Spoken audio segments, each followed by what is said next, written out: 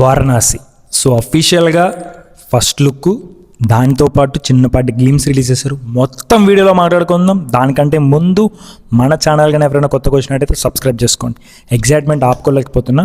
So first thing ఏంటంటే, being a Mahesh అన్న ఫ్యాన్గా మహేష్ బాబు గారిని ఎలా చూస్తే బాగుంటుంది, ఆయన ఇంకా ఓపెన్ అప్ అవ్వాలి. ఏదో నార్మల్ వేలో సినిమాలు వెళ్తూనే తప్ప ఎక్కడో తెలియని డిస్సాటిస్ఫాక్షన్ అయితే ప్రతి మహేష్ అన్న ఫ్యాన్కి ఉంటుంది.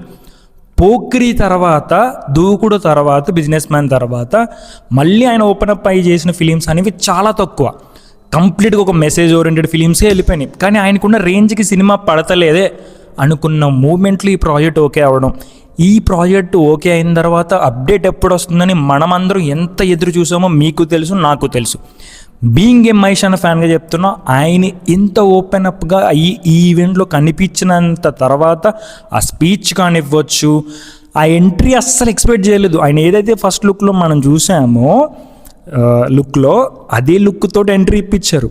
మహేష్ అన్నని మనం ఇన్ని రోజులు ఇంట్రోవర్ట్గా, సింప్లిసిటీగా చూసాం. కానీ ఎస్ఎస్ రాజమౌళి గారి చేతిలో పడ్డాక కంప్లీట్గా అవన్నీ పక్కన పెట్టేయాలి. That was the best thing అని చెప్పుకోవచ్చు. ఆయన స్పీచ్ ఇప్పటివరకు ఎప్పుడు ఫ్యాన్స్ని పొగుడుతూ ఇవ్వలేదు, నిజం అది. ఎప్పుడు కూడా ఏ అభిమాని నా అభిమాని అది ఇది తోపు గొప్పలని ఎప్పుడు చెప్పుకోలేదు. చాలా సింపుల్గానే చెప్తారు. అదే జరిగింది. ఈవెంట్లో ఇంత స్ట్రాంగ్ స్పీచ్ ఇవ్వడం అని this was the best speech ever అని చెప్తా.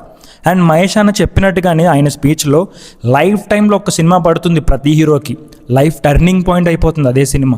అలాంటి సినిమా మహేష్ అన్నకి ఈ సినిమా అని చెప్పుకోవచ్చు, వారణాసి. అండ్ ఎప్పటి నుంచి అయితే మూవీకి సంబంధించిన అప్డేట్ వస్తుందని మనం 1000 కళ్ళతో ఎదురు చూసాం. అలాంటి రోజు వచ్చింది ఈరోజు.